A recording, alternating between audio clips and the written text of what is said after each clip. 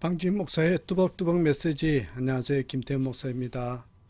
먼저 죄송하다는 말씀을 드립니다. 어제 제가 일일 늦게까지 하고 또한 몸살 감기로 말미암아 바로 잠이 들어버렸습니다. 그래서 어제는 녹음을 못해서 하루 묵상을 쉬게 됐는데 가능하면 그런 일이 없도록 여러분 기도해 주시길 부탁을 드립니다. 오늘부터는 우리 하나님 경외 시리즈입니다. 하나님 경외 시리즈 첫 번째로서 하나님 경외함을 잃으면 나타나는 세 가지 증상, 이런 제목입니다. 이 하나님을 경외하면서 살아야 되는데 그것을 잃어버리면 나타나는 세 가지 증상에 대해서 오늘부터 한 3일 동안 이 경외 시리즈로 여러분과 찾아뵙겠습니다.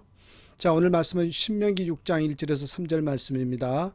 제가 봉독해 드리겠습니다. 이는 곧 너희의 하나님 여호와께서 너희에게 가르치라고 명하신 명령과 규례와 법도라. 너희가 건너가서 차지할 땅에서 행할 것이니 곧 너와 내 아들과 내 손자들이 평생에 내 하나님 여호와를 경외하며 내가 너희에게 명한 그 모든 규례와 명령을 지키게 하기 위한 것이며 또 내 나를 장구하게 하기 위한 것이라. 이스라엘아, 듣고 삼가 그것을 행하라. 그리하면 내가 복을 받고 내 조상들의 하나님 여호와께서 내게 허락하심과 같이 젖과 꿀이 흐르는 땅에서 내가 크게 번성하리라. 이 말씀 가지고 여러분과 함께 하나님 경외함을 잃으면 나타나는 세 가지 증상, 이것에 대해서 보겠습니다. 자, 오늘 본문을 먼저 설명해 드립니다. 신명기는 모세의 고별 설교입니다.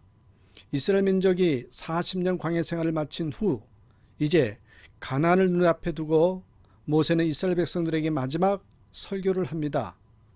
자신은 가나안 땅에 들어갈 수 없기 때문에 마지막 고별 설교, 유언 같은 설교를 한 것입니다. 간곡한 유언입니다. 그런데 오늘 본문인 신명기 6장 1절에서 3절에서 모세는 이스라엘 백성들에게 무엇을 당부합니까? 자, 1절. 지금까지 1장부터 5장에서 말한 것처럼 너희가 가나안 땅에 들어가거든 하나님의 명령과 규례와 법도를 그대로 지키라. 특히 여러분 중요한 게 2절이야. 2절. 너와 내 아들 손자 대대의 손손 하나님을 경외하고 그 말씀을 잘 지키도록 가르쳐라. 그래야 내 자손들의 날이 장구하게 될 것이다. 3절. 그래야 그들이 복을 받고 젖과 꿀이 흐르는 가나안 땅에서 크게 번성할 것이다. 여기서 가장 중요한 말이 뭐냐? 바로 경외입니다. 경외. 너 자신뿐 아니라 아들, 손자, 대대손손 하나님 경외하는 법만 가르치면 된다. 그렇게 말한 겁니다. 하나님을 경외하는 가장 좋은 방법은 무엇이래요? 하나님의 말씀을 잘 듣고 그대로 순종하는 것이다. 얼마나 단순합니까? 이렇게 하나님만 경외하면, 그래서 그 말씀만 순종하면 너의 자녀 대대손손 복을 받고 크게 번성한다는 말 아닙니까? 이게 바로 경외의 원리입니다. 경외의 원리입니다. 자, 저는 여러분과 이번 설교를 준비하면서 제 마음속에 계속 새겨지는 것이 있었어요. 그것은 이 내 자녀들을 위해서 신앙교육을 시킨다면 어떤 내용이어야 하는가라는 것입니다. 그래서 두 단어를 써봤어요. 경외와 헌신. 두 단어가 계속 마음속에 머물렀습니다. 하나는 경외, 또 하나는 헌신. 앞면이 경외라면 뒷면은 헌신이란 동전의 양면과 같은 단어입니다. 여기 옆에 써놨죠. 경외는 하나님이 모든 것을 지켜보신다는 것과 헌신은 하나님께 쓰임받는 것입니다.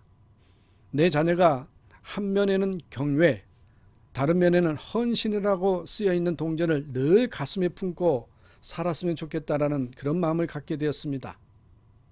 사랑하는 여러분, 내 자녀를 교육하기 이전에 부모된 내 자신의 신앙을 한번 점검해 봅시다. 나는 진정 경외와 헌신이라는 동전을 가슴에 품고 신앙생활을 하고 있는지요? 신앙에 있어서 경외는요 원리이고 헌신은 실제라는 생각이 들었습니다. 이 원리와 실제가 담겨 있었는데 원리는 경외, 실제는 헌신이라는 것입니다. 경외는 성경에서 가장 강조하는 말이고 가장 많이 나오는 표현 중에 하나입니다. 요즘 시중에 나온 성경 프로그램 중에서 이 검색에 경외라는 단어를 쳐보니까 신구약 전체에 약 170번이 넘게 나오는 것을 보실 수 있을 것입니다. 이 정도로 경외는 성경에 자주 나오는 아주 중요한 낱말입니다. 자, 그렇다면 우리가 이제 본론으로 들어가서 이 경외감을 잃으면 생기는 증상입니다. 경외감을 잃어버리면 생기는 증상들, 하나님을 경외하는 그 마음을 잃어버리면 생기는 증상의 세 가지로 요약합니다. 먼저 하나님을 경외함을 잃었을 때 나오는 행위입니다. 행위. 그게 뭡니까? 불순종입니다. 불순종은 하나님이 아닌 다른 사람이나 다른 것을 사랑하는 영적 간음입니다. 하나님이 정하신 한계를 넘어서거나 그분의 말씀을 거역하는 것은 무엇보다도 그분과의 관계를 파괴하는 결과를 초래합니다. 그렇습니다, 여러분. 요 경외감을 잃으면 관계 파괴가 나오고 불순종이 나오는 것이죠. 다음에는 하나님의 경외심을 잃게 되면 두 번째 생기는 게 불평입니다. 이 불평은 하나님의 경외심을 잃은 말입니다. 불평은 하나님의 장엄하심을 믿지 못하고 사랑하심과 위대하심을 믿지 못하고 그분의 능력과 성품을 의심하는 경우에 생기는 말입니다. 하나님이 창조주여 만물의 통치자라는 것을 믿는다면 상황에 대한 불평은, 곧 하나님에 향한 불평은 다름없습니다, 여러분.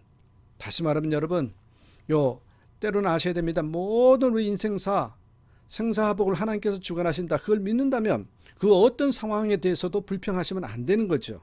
그것은 곧 하나님을 불평한 것과 마찬가지라는 것입니다. 마지막으로 나타난 증상이 물질주의입니다. 하나님의 경외심을 잃은 욕구에서 발생하는 것이 물질 만능주의입니다. 저는 물질주의의 근원이 소유욕의 문제가 아니라 이 경외심의 문제라고 확신합니다. 우리가 소유욕을 통제하지 못한 경우는 엉뚱한데 여러분 경외심을 느끼기 때문에 그렇습니다. 오직 하나님을 경외하는 마음이 마음속에서 제자리를 차지해야만 우리 주위에 있는 물질도 삶에서 제자리를 찾을 수 있다는 것입니다. 그렇습니다, 여러분. 그래서 정리를 해봅니다. 경외심을 잃은 행위, 세 가지 증상 중에서 불순종, 경외심을 잃은 말, 불평의 말, 경외심을 잃은 욕구, 물질주의라는 것입니다. 결국 불순종, 불평, 물질 만능주의의 문제는 뭐예요? 경외라는 단어를 무시한 데서 나온다. 이게 여러분 결론이에요. 그렇습니다. 그러면 좀 더 구체적으로 들어보겠습니다. 경외란 무엇일까요? 바로 이렇게 중요한 경외는 단어를 어떻게 번역하고 있는지 한번 볼게요. 한글 성경은 어떤 종류든지 다 경외라고 번역을 했어요. 경외, 공경할 경, 두려워할 외, 이렇게 나와 있어요. 다시 말하면 공경하고 두려워한다. 이게 경외입니다. 공경하고 두려워한다. 근데 이 말의 히브리 말 원뜻을 보면 야레라는 말로 단순한 두려움이나 공포가 아니라 공경과 두려움을 동시에 포함한 복합적인 의미입니다. 그래서 여러분 우리말 경외라는 번역에 딱 맞는 겁니다. 그렇습니다. 성경에서 경외라는 말이 나온다면 그것은 단순한 두려움이 아니라 두려워하면서 동시에 공경한다라는 의미입니다. 그래서 제가 옆에 빨간 글씨로 써놨어요. 경외는 뭐래요? 공경함 플러스, 공경함은 뭐예요? 높이 받들고 플러스 두려움, 그분 앞에 죄짓지 않는 것입니다. 공경함과 두려움을 합친 것이 경외입니다. 높이 받들고 그분 앞에 죄짓지 않는 것. 자, 이해를 돕기 위해서 예를 하나 들지요. 우리나라는 외로부터 어른을 공경하는 것을 참 중요시했습니다. 그래서 어른의 이름을 함부로 부르지 않습니다. 세상에 많이 달라지고 민주가 되었다 보니 어느 누구도 부모 이름이나 어른 이름을 친구처럼 함부로 부르지 않았습니다. 이렇게 많이 달라졌어도 그래도 서양 국가에 비하면 우리나라는 그렇지 않다라는 거죠. 제가 브라질에 살고 왔습니다만 브라질을 비롯해서 서양 나라 사람들은 우리와는 달리 이 사람을 친해지면 이름을 부릅니다. 하이 톰, 제가 포르투게스 이름으로 조스인데 하이 조스에 하고 말입니다. 그런데 이스라엘 사람들도 우리와 비슷한 사고방식을 가지고 있었습니다. 어찌 감히 어른의 이름을 함부로 부르는가? 사람도 그런데 하물며 하나님의 이름을 함부로 부를 수 있겠는가? 그래서 어떻게 불러요? 여호와라는 하나님의 이름을 함부로 부르지 않고 대신 아도나이, 아도나이, 주님이란 뜻으로 대신 불렀다는 것입니다. 이게 참 의미가 깊습니다. 우리는 하나님을 경외해야 합니다. 물론 하나님을 내 아버지로 생각하고 내 아버지로 생각하면서 예수님처럼 아바, 아랍어는 아빠라는 뜻인데 우리말 아빠와 발음이 참 비슷하지요. 그렇게 친근하게 부를 수 있어야 됩니다. 그런데 여러분 여기서 중요한 게 있습니다. 친근함이 있어야 되되 경외심 다음이 친밀감이라는 겁니다. 실제로 하나님 우리의 참 좋으신 아빠입니다. 우리를 너무나 사랑하고 나와 가깝게 친근하게 지내기를 원하십니다. 이것을 우리는 하나님과의 친밀감이라고 부르죠. 그러나 세상의 모든 관계는 순서가 있습니다. 경외심 다음이 친밀감입니다. 물론 여러분 신앙생활에서 분명히 친밀함이 중요합니다. 하나님과 얼마나 가까운가에 따라서 우리는 그게 복이라고 이야기했습니다. 그렇지만 경외심 다음이 친밀감이라는 것입니다. 먼저 우리가 하나님을 아버지라고 인정하여 공경하며 두려워하는 마음이 있은 후에 친밀감도 생기는 것입니다. 이 질서가, 이 순서가 깨지면 안 된다는 것입니다. 그렇습니다, 여러분. 요즘 아빠들은 참 자상합니다. 저도 그러려고 노력한 편이지만 한국에서 젊은 아빠들 보면 애들에게도 정말 자상하고 부인에게도 정말 잘해주더라고요. 아빠가 아이도 안고 기저귀 가방도 들고 애들하고도 얼마나 잘 놀아줍니까? 때로는 부럽기도 합니다. 그런데 가끔 아주 버릇없는 아이들을 보게 됩니다. 아빠 엄마에게 또 할아버지나 할머니나 주변 어른들에게 아주 버릇없이 굴거나 고집 피우고 제 멋대로만 하려는 아이들도 있습니다. 애들이 다 그런 것 아니냐 하지만 간혹 너무 심한 애들을 보면 이런 생각이 듭니다. 이건 거꾸로 됐다고. 먼저 부모 공경, 어른 공경하는 법을 배우고 난 후에 친밀감인데 공경이나 경외감이 없이 이 친밀감만 있으니 질서가 깨진 것입니다. 그래서 순서가 참 중요합니다. 여러분도 기억하십시오. 부모나 어른도 특히 하나님과의 관계는 반드시 공경과 경외가 먼저 있고 그 다음이 친밀감입니다. 그래서 성경이 그토록 경외를 강조하는 것입니다. 사랑하는 여러분, 더도 말고 덜도 말고 하나님 경외하는 저와 여러분 되기를 바랍니다. 자녀들에게도 하나님 경외를 제일 먼저 가르치십시오. 천주교를 대표하는 사람이 우리 김수환 추기경이라고 이야기하고 불교계는 성천이라는 승려를 내세워서 참 덕을 많이 봤습니다. 단 한 사람의 성직자 덕분에 불교와 천주교가 상당히 부흥했다고 합니다. 놀라운 일이죠. 그래서 어떤 분들은 이렇게 한탄합니다. 우리 개신교회는 왜 이런 존경할 만한 목사님이 안 계시나고. 아닙니다. 바로 한경진 목사님이 그런 분입니다. 한경진 목사님이 미국 프린스턴 신학교에 유학할 때 폐병에 걸렸답니다. 당시만 해도 폐병은 치료하기 어려운 병이었습니다. 하나님, 저를 살려만 주신다면 제 삶을 온전히 바치겠습니다. 기도했대죠. 몸이 회복되자 그는 내 이웃을 내 몸과 같이 사랑하라는 말씀을 실천하는 삶을 삽니다. 한 목사님은 1992년 종교계의 노벨상이라고 부른 템플턴 상을 아시아인 최초로 수상하는 자리에서 저는 죄를 많이 지은 죄인입니다. 신사참배도 한 사람입니다.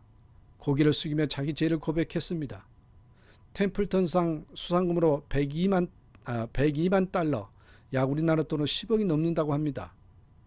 그걸 받자마자 북한을 위해서 써달라고 전액을 내놓으면서 그런 이야기 농담 삼아 합니다. 나는 1분 동안 100만 전자 대봤다고. 그러면서 환하게 웃었답니다. 목사님이 돌아가시면서 가족들에게 남긴 유언이 뭔지 아십니까? 바로 이런 내용입니다. 나는 아무것도 없다. 땅 한 평, 집 한 칸이 없다. 내가 너희들을 위해서 남기는 것은 없지만 너희들을 위해서 늘 기도하고 있단다. 바로 하나님을 경외하면서 살라고. 자녀들을 위해서 마지막 유언이 하나님 경외하라는 것입니다. 98세로 작은 방에서 삶을 마감한 한경진 목사님이 남긴 것은 1인용 침대와 안경, 해진 양복 몇 벌, 그리고 낡은 성경책이 전부였습니다. 단 한 번도 자신을 위해서 통장 하나 만든 적이 없고 그의 삶은 사랑과 나눔 그 자체였습니다. 한경진 목사님 생존 시 목회자 몇 분이 찾아가서 우리들에게 도움되는 말씀 한마디만 해주세요. 그렇게 이야기했대죠. 그런 일화를 들어보셨을 거예요. 그때 목사님은 물끄러미 바라보다가 딱 한마디 하시더랍니다. 뭐 했대요? 목사님들 예수 잘 믿으세요. 예수 잘 믿으세요. 목사님들이 그 말을 듣고 처음에는 너무 초보적인 말씀이라 약간 서운하게 느껴졌는데 가만히 두고 생각해보니 참 은혜가 되더랍니다. 그래, 예수 잘 믿는 것보다 더 중요한 게 어디 있겠는가. 특히 성도들을 잘 목양하고 귀감이 되어야 할 목회자들이 성도들에게는 예수 잘 믿으라고 설교하면서 정작 자신은 예수 잘못 믿어서 얼마나 많은 문제가 되고 있습니까? 그래서 한경진 목사님의 이 짧은 말 한마디에 너무나 깊은 뜻이 들어있고 가장 중요한 진리가 들어있음을 깨닫게 된 것입니다.